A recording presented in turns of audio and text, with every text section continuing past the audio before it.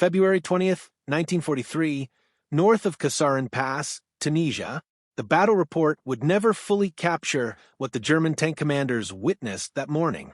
American Sherman tanks executing maneuvers that defied everything Vermicar doctrine said was possible without visual signals. Through the dust and smoke of the North African battlefield, 5 Sherman tanks, separated by broken terrain with no line of sight between them, converged on German positions with timing that seemed supernatural. No flags, no flares, no dispatch riders racing between vehicles. Yet they moved as a single organism, each tank covering blind spots the others couldn't see. Each crew knowing exactly where their comrades were positioned. In German Panzer IVs equipped with Fuji 5S radios, tank commanders struggled to hear their own company leaders through static that overwhelmed their amplitude modulation systems. The 10-watt German transmitters, state-of-the-art by the 1930 standards, couldn't penetrate more than a few hundred meters when tanks were moving. Most German tanks carried only receivers, unable to report what they saw or call for help. The Americans were operating with technology the Germans didn't know existed. Frequency modulation radios in every single tank, crystal-controlled precision, 25 watts of transmission power, and clarity that cut through engine noise and battlefield chaos like a knife through paper. 8,000 M from Detroit's assembly lines, the most decisive technological advantage of World War II, was revealing itself, not in armor thickness or gun caliber, but in the invisible electromagnetic waves that connected every American tank crew in ways the Vermicar never imagined possible. The transformation began on July 22, 1941, when the United States Army standardized the Signal Corps radio sets SCR 508, SCR 528, and SCR 538 for all medium tanks. While German forces were advancing through the Soviet Union, using tactics that depended on radio communication between command vehicles, American engineers at the Galva Manufacturing Company, later known as Motorola, were perfecting frequency modulation technology that would render German systems obsolete. The engineering team included Daniel E. Noble, who conceived the application of FM technology in military vehicles, and Henryk Magnoski, the principal RF engineer, who solved the technical challenges of installing sophisticated electronics in the harsh environment of a tank. Their creation weighed 181 pounds and transformed every Sherman tank into a node in the world's first battlefield network. The BC-604 transmitter generated 25 watts of power, 2.5 times the German FUG-5's output. Operating in the 0 to 27 9 MHz frequency range, it provided 10 preset channels with crystal-controlled stability. The dual BC-603 receivers in the STR-508 allowed commanders to monitor multiple frequencies simultaneously, a capability that would prove decisive in combat. The real revolution lay in frequency modulation itself. Edwin Armstrong's FM technology, licensed to the military, eliminated the static and interference that plagued amplitude modulation systems. While German tank radios picked up every electrical discharge as noise, American FM radios delivered clear voice communication even during artillery barges. November 8, 1942, Operation Torch brought American armor to North Africa. The 2nd Armored Division's tanks landed near Safi and Fadala with SCR 508 radios that would soon demonstrate their superiority over German communications. The Africa Corps, despite being the Wehrmacht's most experienced armored force, operated under severe communication limitations. A standard German tank platoon of 5 vehicles included only 1 or 2 with full FUG-5 transceivers capable of both transmitting and receiving. The remaining tanks carried FUG-2 receivers only. They could hear orders but couldn't respond or report enemy positions. German tank platoon functioned through rigid hierarchy. The platoon leader transmitted orders that subordinate tanks acknowledged through actions rather than words. When command tanks were destroyed, easily identified by their multiple antennae, entire platoon lost coordination. This vulnerability would prove catastrophic against American forces where every tank could assume command functions. The Battle of Kasserine Pass, February 14th to 24th, 1943, provided the first major demonstration of American radio superiority. Though tactically a German victory, the battle revealed capabilities that stunned Wehrmacht observers. During the confused fighting, scattered elements of the U.S. 1st Armored Division maintained coordination across 50 miles of battlefield.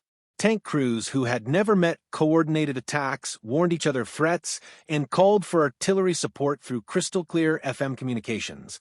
German signals intelligence units intercepted American transmissions and noted exceptional clarity and coordination. The 10th Panzer Division's intelligence section reported that American units maintained communication at ranges where German radios produced only static. More disturbing was the realization that every American tank appeared capable of full transmission, not just command vehicles. The German FUGG-5 radios operating on amplitude modulation in the 27.0 to 33. 3 MHz range suffered from fundamental limitations. The 10-watt transmitter struggled to reach 2 to 3 kilometers in ideal conditions, dropping to mere hundreds of meters when vehicles were moving. Every spark plug firing, every electrical motor, every track movement generated interference that AM systems couldn't filter. September 1943 brought American armor to Italy, where mountainous terrain should have negated radio advantages. Instead, FM technology proved even more valuable in conditions that rendered German AM radios useless. The SCR 508's frequency modulation handled the multipath interference of mountain valleys far better than amplitude modulation. American tanks coordinated movements through terrain where visual signals were impossible, and German radios failed completely during the advance toward Cassino. American armored units demonstrated capabilities that defied German understanding. Tank platoons separated by ridgelines coordinated attacks with precision that German doctrine said required visual contact. The 1st Armored Division's after-action reports described routine coordination at distances where German radios produced only static. June 6, 1944. As Sherman tanks rolled off landing craft at Normandy, their SCR 508 radios maintained contact with naval fire support, coordination impossible with German technology. But the hedgerow fighting revealed a critical gap. Tank radios couldn't communicate with infantry radios operating on different frequency. The infantry's SCR 300 operated on 40.0 to 48.0 MHz, incompatible with tanks' 20.0 to 27.9 MHz range. This communication gap proved deadly in the bocage where German infantry with Panzerfäusts could approach American tanks while nearby American infantry had no way to warn them. American innovations solved the problem within weeks. Tank crews mounted EE-8 field telephones in ammunition boxes welded to tank exteriors wired directly to internal communications. By Operation Cobra in late July, this simple modification revolutionized tank-infantry cooperation. July 25th to 30th, 1944. Operation Cobra demonstrated the full potential of American radio superiority. The 2nd Armored Division, commanded by Major General Edward H. Brooks, coordinated over 200 Sherman tanks through radio networks that enabled unprecedented battlefield control. German defenders from the Panzerlehr Division faced an enemy that seemed to possess supernatural awareness. American tanks responded instantly to threats reported by other units miles away. Artillery strikes coordinated through tank radios arrived within minutes of target identification. The contrast with German capabilities was stark. Panzerlehr, once Germany's premier armored division, had been reduced to communication poverty. Most tanks operated without radios, depending on visual signals in terrain where visibility rarely exceeded 100 m. The few functioning radios suffered from interference and limited range that prevented effective coordination. The irony was profound. Germany had pioneered radio use in armored warfare. Heinz Scuderian, the architect of Blitzkrieg, had insisted on radio equipment in tanks since the 1920s. His book Akund Pansa, published in 1937, emphasized communication as essential to armored operations. Guderian had developed radio communication systems that enabled tank officers to coordinate attacks. He understood that rapid armor advances required reliable communication. Yet by 1943, German tank production couldn't provide the radios Guderian's own doctrine demanded. German production statistics revealed the crisis. In 1943, Germany manufactured approximately 5,700 medium tanks, but fewer than 2,000 FUG transceivers. Many radios went to command vehicles and assault guns, leaving regular tank units desperately short of communication equipment. Soviet tank forces suffered even worse communication poverty. The T-34, despite being the most produced Allied tank, typically entered combat without any radio equipment. Soviet doctrine relied on flag signals and pre-battle planning with catastrophic results against German forces in 1941. By 1943, Lend-Lease provided some relief. American radios, including SCR-508 sets, equipped Soviet command tanks, but even by war's end, only about 25% of Soviet tanks carried radios. The comparison highlighted American achievement. While the Soviet Union struggled to equip 1/4 of their tanks with any radios, America achieved 100% deployment of sophisticated FM systems. Motorola's Chicago factory represented American industrial mobilization at its peak. Before the war, the company manufactured car radios. Converting to military production required complete retooling and solving unprecedented technical challenges. Each SCR-508 required 2,748 individual components manufactured to exacting standards. The BC604 transmitter contained 474 capacitors and 385 resistors. Crystal oscillators had to maintain frequency stability despite temperature extremes and combat vibration. Production statistics told the story of American industrial might. 1942, 3,800 SCR-508 family radios, 1943, 11,400 units, 1944, 24,000 units, total wartime production, over 50,000 tank radio sets. This production miracle ensured that all 49,324 Sherman tanks manufactured during the war received sophisticated radio equipment, an achievement no other nation approached. The SCR-508's advantages went beyond simple frequency modulation. Crystal-controlled frequency stability meant tanks could preset channels before battle and maintain alignment despite combat conditions. German Fu-G5 radios, using variable capacitor tuning, constantly drifted off frequency. The dual receiver configuration allowed commanders to monitor their platoon net and company command net simultaneously.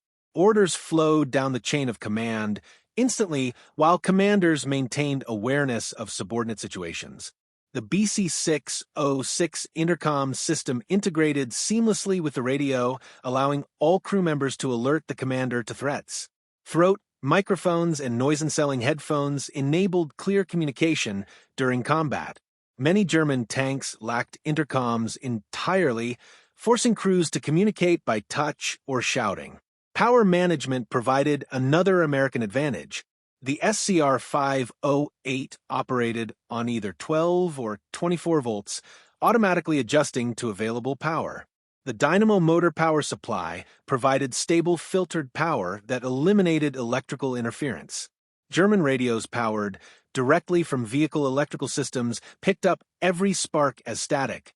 The tactical advantages of universal radio deployment transformed American armored doctrine. The combat command structure, flexible task forces organized for specific missions, depended entirely on reliable communications. American commanders could create ad hoc battle groups from different units, confident they could coordinate through compatible radios. This flexibility baffled German commanders accustomed to rigid organizational structures necessitated by limited communications.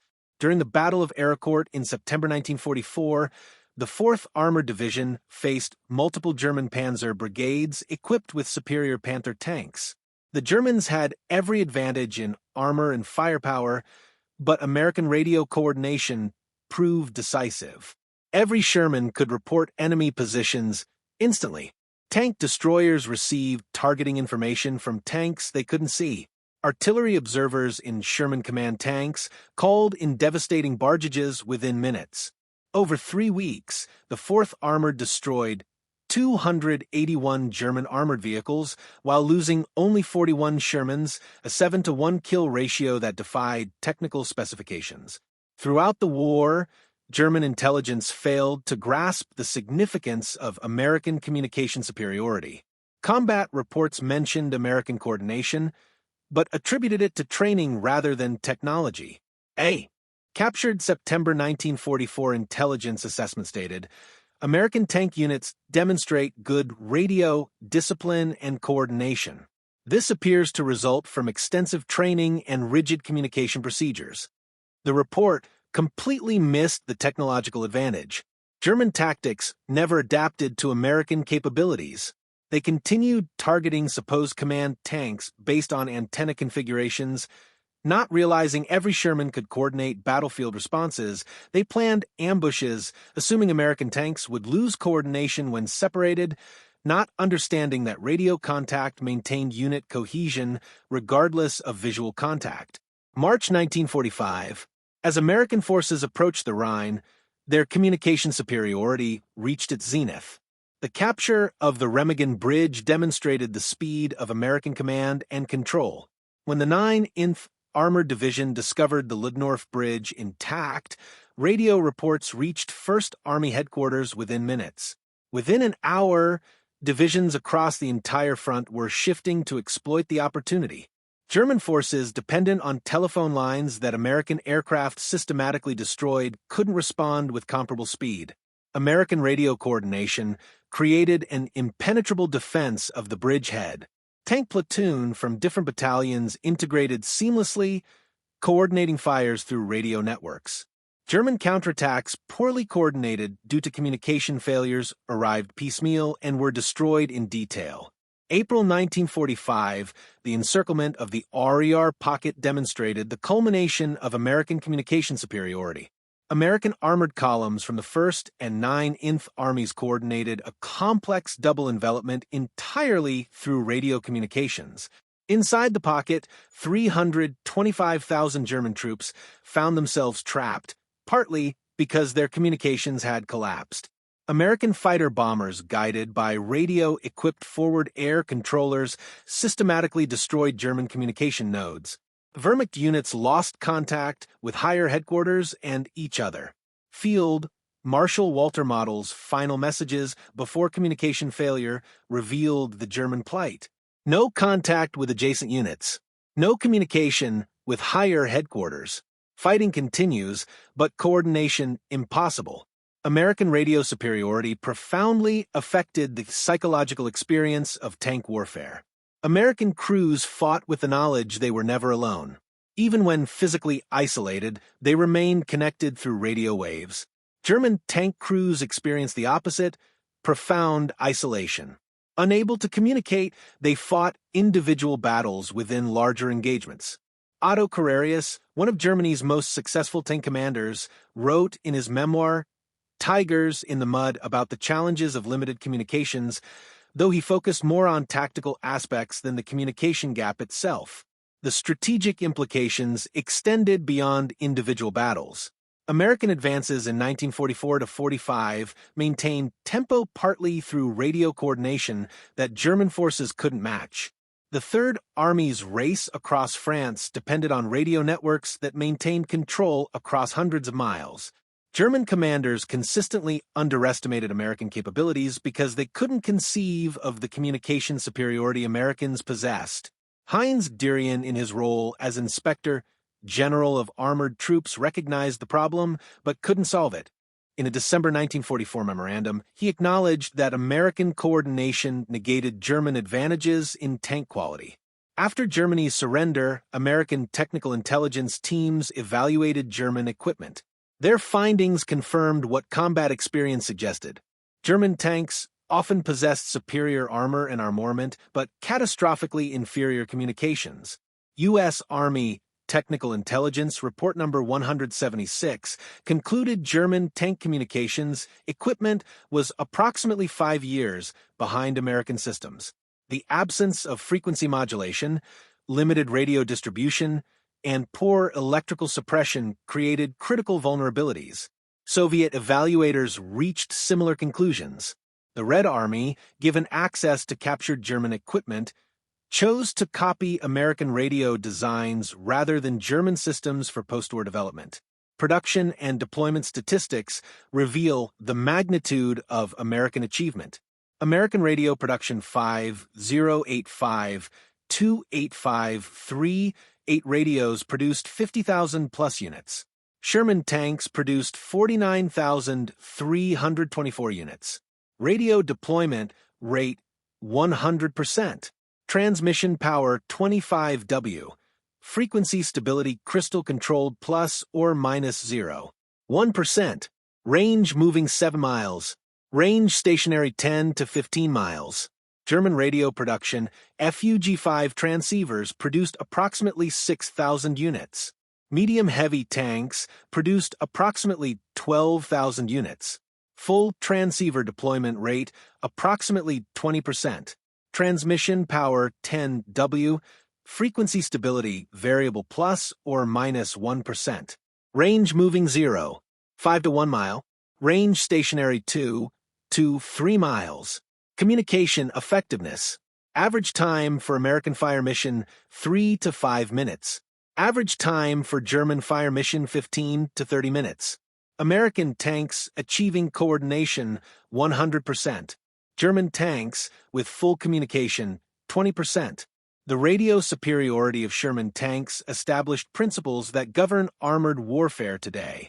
Modern main battle tanks carry communication suites that trace their lineage directly to the SCR-508 digital rather than analog, but fundamentally based on universal deployment and reliable coordination. The German Bundes rebuilt in the 1950s prioritized communications based on World War II lessons. Every Leopard tank manufactured has carried comprehensive radio systems. A Bund's training manual explicitly states the defeat of superior German tanks by inferior American vehicles with superior radios teaches that information dominance outweighs platform superiority. Modern conflicts validate this lesson. In the 1991 Gulf War, coalition forces with superior communications destroyed Iraqi forces equipped with individually superior Soviet-designed tanks but inferior radios. In 2003, American forces again demonstrated that network-centric warfare defeats platform-centric warfare. The story of American Sherman tank radio superiority represents a victory in the electromagnetic spectrum that proved more decisive than advantages in armor or firepower. German tank crews fought their war partially blind to this revolution, discovering too late that every Sherman tank was not just a fighting vehicle, but a node in history's first battlefield network. The SCR-508 radio transformed the M4 Sherman from an adequate medium tank into a component of a weapons system that included every other American tank on the battlefield. This transformation proved more decisive than any improvement in armor or firepower could have achieved. Every Sherman tank carried the tools of victory, not just in its 75 mm gun or sloped armor, but in the 181 pounds of radio equipment that connected its crew to every other American tank crew. This connection created a collective intelligence that no individual German tank, regardless of superiority in armor or firepower, could match. German forces discovered this reality through bitter experience. At Kasserine Pass, in Italy's mountains across France's Hedros, and in Germany's final battles, American tanks demonstrated coordination that German doctrine said was impossible without visual contact. The Wehrmacht never developed an effective counter because they never fully understood the technological gap. Field Marshal Wilhelm Keitel's reported comment at Germany's surrender: "We knew how to build better tanks, but you knew how to make them work together," captured a fundamental truth, whether accurately quoted or apocryphal. America had built not just 49,324 Sherman tanks, but 49,324 nodes in the world's first armored battlefield network. The revolution in military affairs that historians identify with modern network-centric warfare actually began in 1942 when the first Sherman tank with an SCR-508 radio entered combat. From that moment, warfare changed forever. The side with superior communications would defeat the side with superior weapons. The network would defeat the platform, and the connected would overcome the isolated. This transformation occurred largely invisible to German forces. They saw American tactical superiority, but didn't recognize its technological foundation until far too late. By the time German commanders understood that every Sherman tank possessed communication capabilities that most German tanks lacked, the war was effectively decided. The German military's failure to recognize and adapt to American communication superiority stands as one of World War II's great intelligence failures. Despite countless battlefield encounters demonstrating American coordination advantages, German leadership never prioritized solving their critical communication weakness. They continued building superior tanks that fought as isolated individuals, while American forces built adequate tanks that fought as coordinated teams. In the end, the electromagnetic waves carried by SCR-508 radios proved more powerful than the armor-piercing rounds fired by German 88mm guns. The ability to coordinate, to share information instantly, to fight as a unified force rather than as individual vehicles. This invisible advantage determined victory more surely than any visible superiority in armor or armament. The Sherman tank's radio superiority changed warfare forever, establishing the principle that in modern combat, connection equals survival and isolation equals defeat. German troops discovered this reality on battlefields across 3 continents, learning too late that the Americans possessed not just numerical superiority, but technological superiority in the dimension that mattered most, the ability to fight as fun.